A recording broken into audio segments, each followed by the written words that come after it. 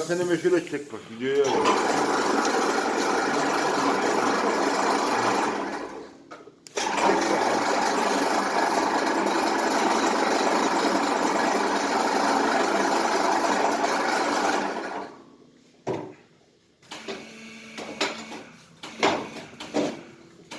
Güzel sök. Kaplamalı yapıyoruz, sök bakta. Biliyorum ben daha iyi daha geldim. Sen de biliyor musun ben? Ben yazın geldim. Geldin ya. Yazın geldim. Naciye bile beraber geldik.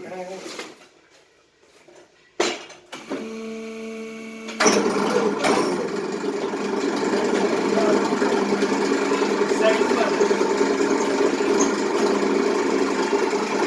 Tabii. Bir de çalışan vardı ya.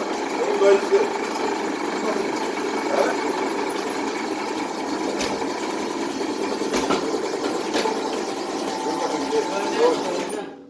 Yavaşla. Önden öyle çıkmaz. Ters. Hayır önden çıkarttı.